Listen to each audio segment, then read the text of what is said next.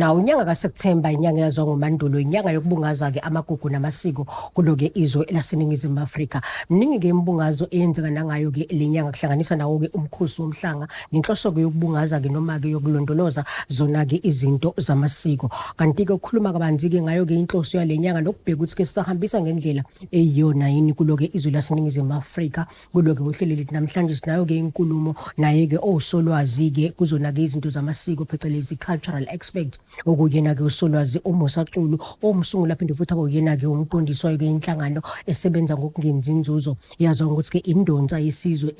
institute sinaye ke kuloko hlelo lethu ukubheka kabanzi ukubaleka kwayo ke lenyanga. Angikubingelele mbukeli igama lami nguSimangeli Sibongo sami ngwakachirwa ubukela uhlelo lakho iKZN News Talk. Asiqhubuzele ke mbukeli iKZN News Talk iba ingxenye yaloko leli hlelo ngokuthi ke usebenzise inkundla zethu zokuxhumana ukudlulisa ke nje ukuphala kwakho ikakhulukazi kusona ke naso ke isihambeli sethu njengoba sobe sikuveza ke umbono waso ngakho ke ukubaleka kwayo ke lenyanga ku Facebook so KZN News Talk kanti na kuyena ku X siphinde futhi boyena uKZN News Talk uvo lakho mbukeli lubalekile kakhulu kulona ke uhlelo lethu solwazi kwintokozo enkulu ukuthi sibe nawo ku KZN News Talk. Asikubingelele siphinde futhi sikhomekele sikhomekele kuluhlelo lethu. Ngiyabingelela kuweSmachirwa nababukeli be1KZN iTV station ephambili kakhulu kwelakithi naseAfrika. Kwintokozo enkulu ukuthi sibe nawe solwazi kulo nje uhlelo lethu kakhulukazi ngayo lenyanga engicabanga ukuthi ugcile kakhulu kuyona njengoba kade sitsho ngasekuqaleni kwayo introduction yethu ukuthi sikhuluma nomhlazi kakhulu wazo izinto zamasiko noyiqonda kangcono. Ngiyafuna ukuthi mhlambe sibheke nje solwazi ukubaleka kwayo lenyanga esikuyiyona inyanga yazwa ukuthi uMandulo ibaleke kangakanani lenyanga kulona ikhalenda lethu. Well ngokwesintu engakafiki wasentshonalanga kwecolonialism kwakuyinyanga yokuqala konyaka uMandulo kwendulelwa inkathi entsha lapho mhlambe kwezolimo kwase kukhishwa umquba emasimini ebayeni uyofakwa emasimini wonke amasimu ukuze mase kufika imvula leza lenyanga later kulenyanga zifike zikwazi ukuthi umquba ziwufake phakathi kuze phansi ukuze kube nokuvunda okukhulu bese kuba nesidlo sokudla okukhulu uma sekuqala ukudliwa kweshwamwa ukudla ngelenyanga kusuke kuthiwa uDisemba. Ngakho ibaleka kakhulu ukuqala kabusha kudlula okudala ngoba bekade phela kuubusika sebeyaqala futhi abantu bayaphuma lapho kade beyibalele khona sebebheka kakhulu ukuqala kwakusuke kusiqala ikakhulu uhlelo lweagriculture njengoba ngisho ukuthi ngaba umquba wenkomo umquba noma yini usuyotshalwa ke emasimini ke manje ukuze ukuthi mase kungena imvula bese ushona phansi bese kufakwa imbewu kuvuthe ukudla ngoba phela kwangathengwa nasezitolo ukudla kwaqhamuka khona lapha ekhaya ngathi ngesingisa namhlanje inyanga yokuemphasize ifood security. Nokuyinto engicabanga ukuthi ibalekile ngiyazi ukuthi solwazi uyazi ukuthi kuloke izwe lethu laseNingizimu Afrika izinto ezigqame kakhulu ku calendar uma ukuyona lenyanga kakhulukazi uyubheka umkhosi lo wentombi bakhona la kusuke yohlela khona intombi uphinde futhi ubheke nomkhosi welembe sazi ukuthi sibheke kuona oba khona indawo yakade ukuthi just to look at these two important events kulona calendar la September ebaleka kangana lemigubho yombili noma lembungazo yombili ekhona kule calendar. Well umgubho welembe uqalwe uDr JL Dube lo omsunguli weANC waqala ngo1928 kwakuphela iminyaka e100 ilembe la Khothama. Ngakho ke basebehlangana ke laba abayizifundiswa ngaleso sikhathi sebenza lokuthiwa iMemorial Shaka Zulu Memorial ukuthi basebesilweni uSolomon sebethi silo sinalombono onje ukuthi njengoba sekuphela iminyaka e100 njena sicela ukuthi isizwe sikwazi ukuthi siyo kwaDukuza kuyokhumbula ilembe kuwena mbumbi wesizwe. Kwase kuqhubeka ke bona laba abayizifundisa baqoqa nemali yokuthi kwakhiwe leyatsheli lapha kwaDukuza. Isilo sasesithe sizweni abaneyinkomo abakhipha inkomo kungathi kwakuwumpondo umuzi ngomuzi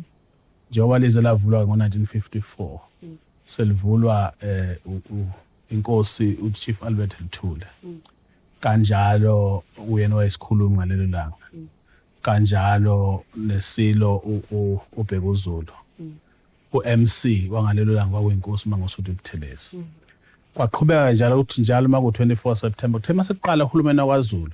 kwaseqala kuba nanemali ke yokuxhasa lo mcimbi ke wahamba ngo1994 uma beseqala uhulumeni lo omusha okhona kwabonakala ukuthi mhlambe kungaba kuhle ukuthi kube nama list yama holiday wasuhambisa ke umntwana wakhe phina ngene ehambisa kwicabinet ngoba waye uMinister of Home Affairs ilapho icabinet yathi khona no akushintshwe ukuthi Shaka's Day bese kuthiwa Heritage Day uze nabezizwe zonke ngoba sizwe ihlukahlukene la eSouth Africa bangabi nenkinga babe nabo celebrate okwakhe nalo celebrate okwakhe nalo celebrate bese kuthi le kaleidoscope okuthiwa iSouth Africa siyibone ngomhla ka24 so lapha kwaZulu Natal kusogxilwa kakhulu lapha nakwaDukuza kodwa kwezinye indawo kucelebratewa ngendlela ehlukahlukene nokugqoka kubuyele esintwini nokudla sathi inhloko iphakame kakhulu nabagiyayo insizwa lezi ezikhonza ukugiya zigiye zithi ziyabuyela nentombi igqize nabamandiya benze ezabo ababhunu abraye azabiza amabhunu athi ibride day isi abraye and so on ngoba iSouth Africa funa siqonde njalo ukuthi isizwe sezizwe ezahlukahlukene amasiko ahlukahlukene asewacindezeli kodwa sithi nawe yenza ngendlela yakho lo wentombi umkhosi oqale ngo1984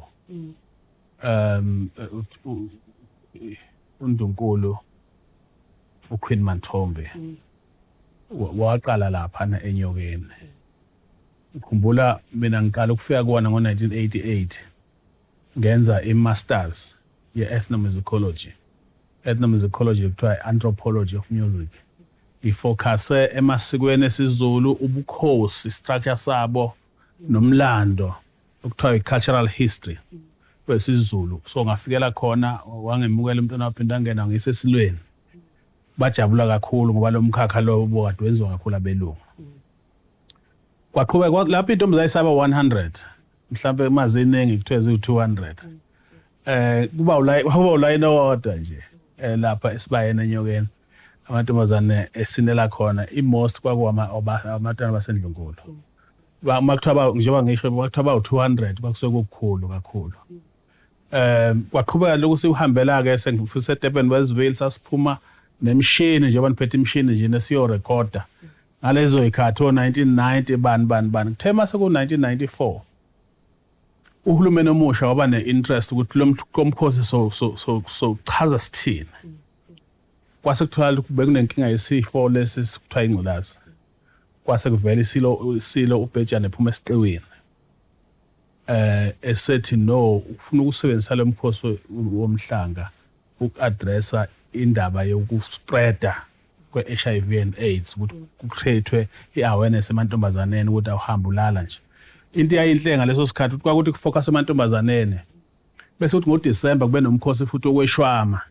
ofocuse einsizweni lapho kwakubulawa khona inkunzi ngikhumbula laba abanye abahlakaniphile baze bathatha isilo basisa enkantolo ukuthi sibulala inkunzi insizwa ibulala inkunzi insizwa bese iqonda inkunzi isithelwe ngezibonkolo bese seyiqonda ngqo zingaphethe lutho ziyibambe zezisonto intamo sakurecorda konke lokho ama DVD yami akhona lapha e-library yami lapha ngezansi so lo mlando ukhona mase kodwa ama objectives sefana nakahulumeni asefaka imali kuhulumeni kwaqala kwaba namabhasi aqhamuka ezinye indawo kwanda ke kutheka muva futhi wasekuthiwa no lo mkhosi lona uaddressa o-GBV lo mkhosi lona uaddressa i-teenage pregnancy lokhu kumitha kweingane ezincane to create awareness silo besike sikhuluma ngalezi zinto mase sizithula inkulumo yaso sengikhuluma kakhulu ngesikhathi ubhejane ephuma esiqiwini mayekhuluma ke wayekhuluma emphasize lezi zinto ukuthi abesifazane especially izingane aziphathe kanjani kodwa kunamanye ke ama events ayenzeka ukuhlola kweintombi nomkhubulwana before kuyiwe lapha yana. Ngiyafuna ukuthi Solwazi mangabe sibuka ukuthengisa emakethe sibheke kakhulu ukuthi kuleyo ngxenye yokukhuluma ngayo ngicabanga ukuthi balekile kakhulu ikakhulukazi mangabe uzobheka inombolo zokukhulela kwama teenagers from the ages of 10 to 16 ukuthi ungqongqoshe nje bekade vele ama states ukuthi kunabantwana abangaphezulu ka100 abathola abantwana from the month of May kuze kufinyelele manje nokukhombisa inkinga enkulu ebhekene nalizwe laseNingizimu Afrika ukuthi imese ubheka lo mkhosi uneqhaza lingakanani ongalibamba uma ngathi uyagqugquzela ngokuphelele ekuthengeni ukwazi ukuthi unciphise lezi inombolo esiyibona inyuka kunokuba zedla. Asithengise-ke mbukele iKaiZera News Talk mangabe sibuya sobe singena kusoke isigaba sesibili saloke nje uhlelo lakho iKaiZera News Talk oyibukelayo.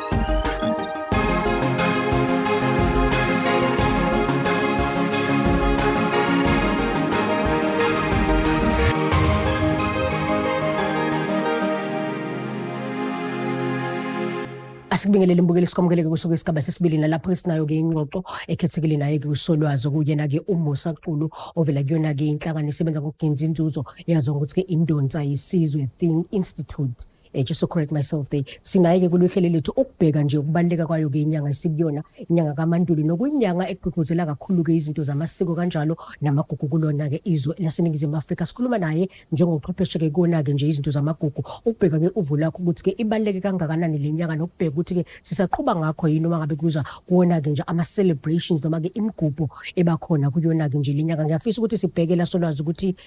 esigabeni sokuqala ngingaveza ukuthi uma ubheka inombolo zama teenagers abantwana abangaphansi kweminyaka ewu10 infact abantwana abangaphansi kweminyaka ewu15 and looking at the numbers of bona abakhulelwayo ngibone nje ungqongqoshe wase Eastern Cape kwezemfundo kade veza inombolo eshaqisa kakhulu Solwazi mangabe veza ukuthi uma ngabe bebheka inombolo abantwana abangaphezulu ka100 Solwazi abama teenagers bathola abantwana kusukela enyangeni kaMeyi kuze kufinyelela la. Ngiyakutshela lento ukuthi inkulu izwe ebhekene nezo inkinga ebhekene nezo laseNingizimu Afrika, but if you look at uthando noma inombolo zamatshitsha asuke emhlangeni ngabe ke translate to what we are seeing on the ground in terms of abantwana abakhulelwayo abama teenagers. Ikhona inkinga mawuqhamuka scientifically lapha ku social sciences mawu research kunento kuthiwa i-correlation. Ikhona yini ukuhambisana noma uxoxisana phakathi kwesifiso kweingane ezama teenagers nokuya emkhosini omhlanga. I-study leso esibaleka kakhulu noma singakho complete ngo10 kodwa sesake senziwa. Kwatholakala ukuthi mhlambe laba aba-organize umhlanga organizewa amakhosi nane nobani nonomehlo and all of those people. Mhlambe kufanele kube khona ngoba njengamanje emphasis ukubehle ekuhloleni intombi. Kanti maybe create awareness what happens ngoba lezi zihlolo phela zikhona zi-right. Kodwa intombi mase zizonke lapha eSouth Africa mhlambe ziko whatever million. We create awareness ukuthi why kungezi kahle ukuthi ukhuleliswe emncane ube nengane because ikusasa lakho lonke gets blocked. Noma uhloliwe noma uhloliwe. Ku-message it go beyond a little bit from ukuhlolwa kweintombi ingene ecreating awareness. Yes, njalo ne-State South Africa no-education baye baveze izinkinga ezikhona ukuthi izinga lokukhulela kwama-teenagers lenyuke kakhulu. In fact sekhulwa no 10 years. Okusho ukuthi ingane seze-fertile zikuse-early. Okwesibili kusho ukuthi mhlawumbe sekudingeka ukuthi sizame ezinye indlela zokusebenzisa wona lo mkhosi kodwa i-content yokufundisa izingane ngokuyiphatha kungabe nje izipitch kodwa kube into mhlawumbe ngesikhathi ngisafunda primary kwakunesifundo kwakuthiwa i-citizenship sokuyiphatha nje as a citizen ukuthi wenza kanjani uphila kanjani and so on. Mhlawumbe kufakwe nalapho kungabe nje lapha ezikoleni kungabe nje igugu lokuthi kuyahanjwa ngene ebhasini kuyale kodwa bengafundisekile ngowe content. Kufanele kube khona into ethi behavior yomuntu esifazane iba kanjena wesilisa uba kanjena kufake nabo GBV laba emaklasini bese createwa into ethi by the time beya ngoba la ku ethnomusicology mawusuka usuya ku event which is a performance event ifanele ukuthi ibe ne underlying knowledge onikezwe yona before perform. By the time performer, the message that we see kube ile message le oyithole before uye lapha. For example, ma uhubo na man huba mahubo yaza mahubo ukuthi ahutshwe abantu abaningi kodwa liqala oyedwa on a status bese kuthiwa uyalihela ngaleso sikhathi knowledge ekhona ukuthi kusuka amadlozi sesondele because it's a religious music sesondela amadlozi sekhona so mabona bephakamisa inyawo bebesina bese bekhomba ngomkhonto kanjena i-knowledge ekhona ukuthi basuke sebesina namadlozi noshaya usekhona nobani so kufanele kuba leyo knowledge base lapha emantombazaneni ba understand ukuthi it's not just the event what is the information and knowledge that you have that you go to display in the event. Yeah, ngiyafuna ukuthi singene nakuleli phuzu solwazi ukuthi keke kube khona imibuzo njalo ukuthi uma ngabe ubheka umkhosi omhlanga uyabonakala ukuthi udlala iqhaza elihle kakhulu uma ngabe kuza kukona ukulondoloza amantombazana until azafika esigabeni somshado. Now abantu besilisa kuyeqapheleke you spoke about umkhosi okushwama I don't have understanding ekahle but I know ukuthi uhlanganisa abantu besilisa. Why don't we have something that is similar to umkhosi omhlanga solwazi where namadoda ahlanganiswa nabafana futhi nabo bathi go through the same process amantombazana ahamba kona ukuze ukuthi mangabe amantombazane esefika esigabeni sokuthi avuthiwe kube ukuthi bahamba indlela efanayo nabo abantu besilisa ucishe kwaba nephutha khona ukuthi lo okweshwama angibeke futhi lo okweshwama iwona oyisisekelo sobukhosi sekingdom uba ngoDecember late noma ngoJanuary early uqala ulungiselela manje ngoSeptember ngomandulo kanje inyanga ziphuma zihambe zikhamanzi kuyo yonke imfula yaKwaZulu Natal engenela olwandle kusuka lezansi kuze kuyofika emfuleni okugcina zikhamanzi lapho ebese kuba nezihlahla ezithize esihlanganiswa nalamanzi bese kuphekwa sekwenziwa ke manje imbiza la oloyisilo aphalaza ngayo Yes, ngicabanga ukuthi amaphuzu abalekile kakhulu la wasolwazi waveza ngiyafuna nje ukuthi sibheke idumela la umkhosi womhlanga ukuthi lingakanani idumela libe kangakanani kulonyaka lolu solwazi idumela sibonile amabhasi aqhamuke endaweni ezahlukahlukene nokukhombisa ngokusobala solwazi ukubaleka kwawo lo mkhosi uyabona ukuthi uyaqala uyangena nakubantu nje abanye bebebukela mhlambe kude umkhosi womhlanga lingakanani isasasa nedumela la umkhosi womhlanga uma sizobheka nje kunyaka ka2025 It's a pity nje ngoba ngathi mangikhuluma kwendawo kwasuke eminye imsindo kukhona benze istudy so comprisha inumber yaleminyaka edlule nama babona ukuthi inumber uqola yehlile ngaba futhi nawo ukuthi mhlawumbe le ndawo bese kuyakona emashobeni incane ngabe izathe eziningi mhlawumbe nohulumeni bengafaka amabhasi aneleyo mhlawumbe kuzobuye kubuilde ngeminyaka ezayo kodwa isasasa elibe khona kuba ukuthi mhlawumbe ise tourism abantu bayahamba amantombazane kufika abantu kuphuma indawo mhlawumbe nalapha kwanangoma ama B&Bs kube nobuntu nozwela kwento enkulu eAfrika ukuthi umuntu kumuntu ngabantu ngakho mhlawumbe kufanele ukuthi mase kubuildwa kabusha ibhekwe naleyo yokuthi icontent yakhona ngisho icontent le media kodwa kufundiswa ini kahle mase because ngokwama principles performance by the time you performer usufundisekile ama values aleyo Usolwazi uMusaculu esikhuluma naye kuloko uhlelo lethu kanti ke kulesi sigaba mbukeli sihamba sothengisa mangabe sibuya sobe singena kuso ke isigaba sokugcina saloko uhlelo lakho iKaizer News Talk oyibukelayo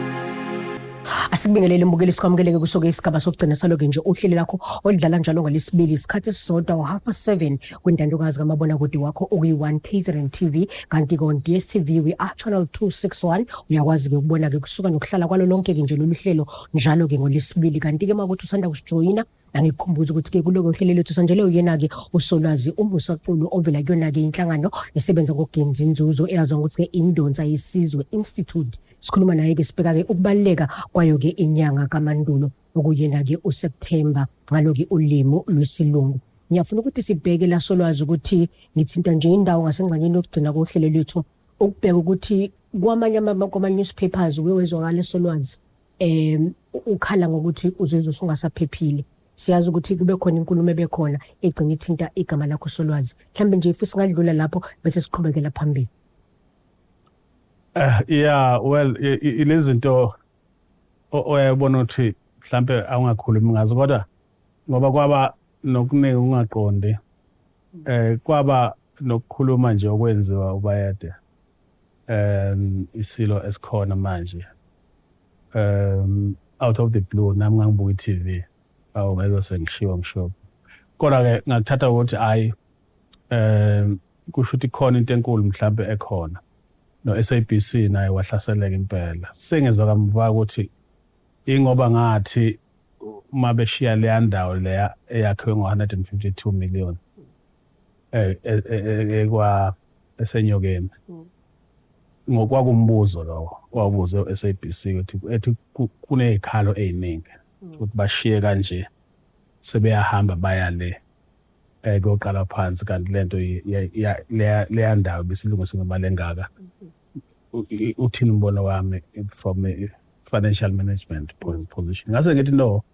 uma uthatha lo mthetho lokuthiwa uPFMA kungahle kuyenzeke kube nenkinga la ngoba bazoyilandela ukuthi le mali isebenze kanjani yini ukuthi into mayakhiwa ngabakhokhi bentela ebese nemali yabakhokhi bentela bese ivese shiwa kanjalo njengomhlazi angikwazi ukukhuluma amanga unfortunately nokuthi ngiyazi uhulumeni usebenza kanjani ngeke ngasebenza kuhulumeni I know ukuthi into yakhona uthi usuyiqedile beyila iqala ilandelwa khona so kusho ukuthi ke kwaba khona ukubacasula lokho ngase ngizwa ukuthi le nkulumo leyo iqhamuke lapho kodwa ke ngesingisi ngizothi nje it was unfortunate abantu bayazi ukuthi ngisuka phi nesilo kungakasondela imuntu kuso ukuthi sesifikile isilo esisha manje nasi samukelene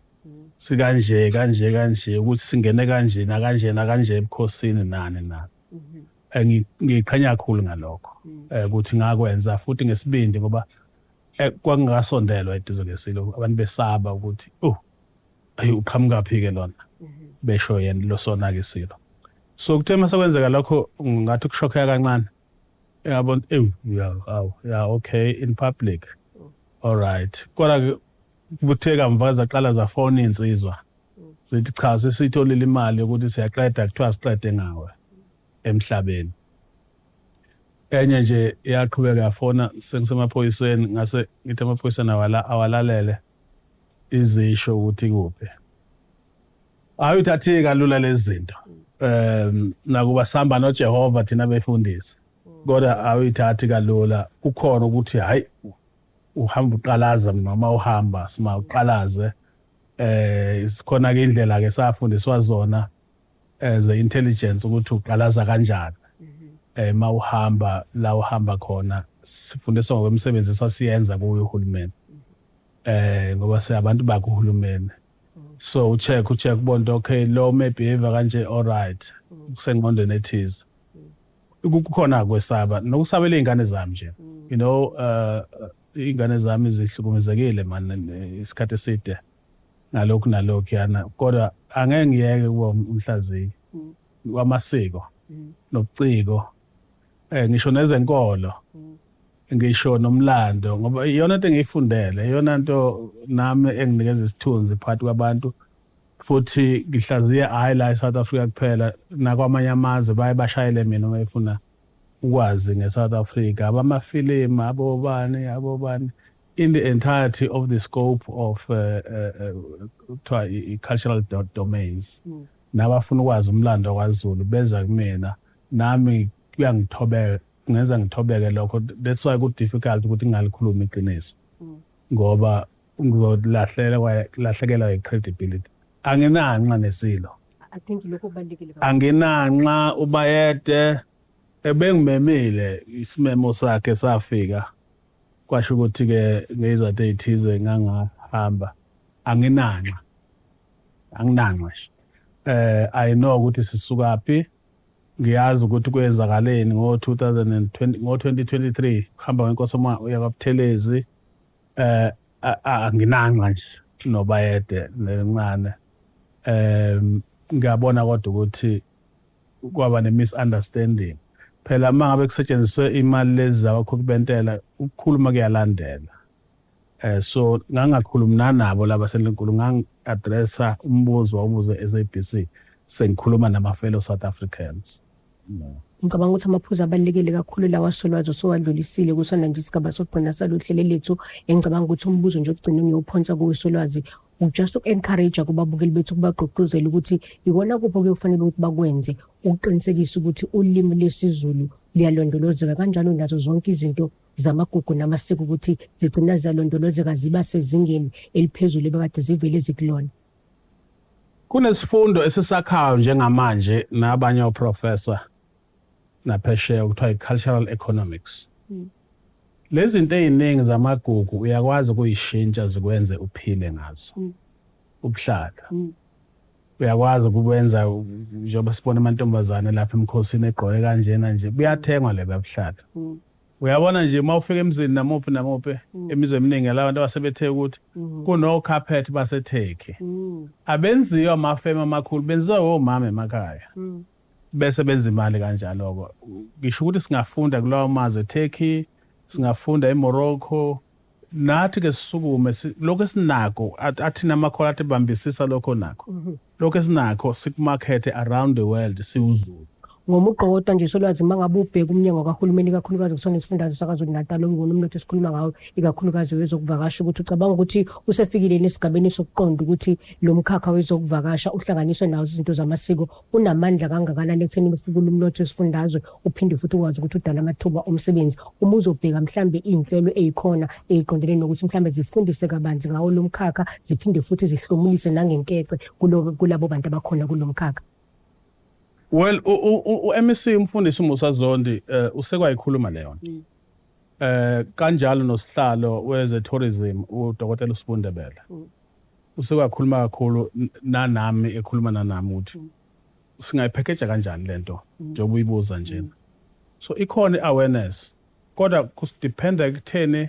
how do you package it and turn into ebesithatha for granted into a business. Yawona ukusina njengoba intsha isisina kangaka nasema-universities. Solwazi kuhlezi kuyintokozo enkulu ukuthi sibe nawo ohlelweni ulwazi nje usihlomisa ngalo. Siyathola kakhulu ngesikhathi sakho siphe sona. Mbukele KZN News Talk sifinyelele kona-ke amaphethelo alo uhleli bese kuthulela lona kulo-ke usuku lethu lanamhlanje. uSimangele wakachirwa ngihamba nalo lonke-ke ithimba le KZN News Talk. Asiphinde futhi ke sihlangane ngokuzayo.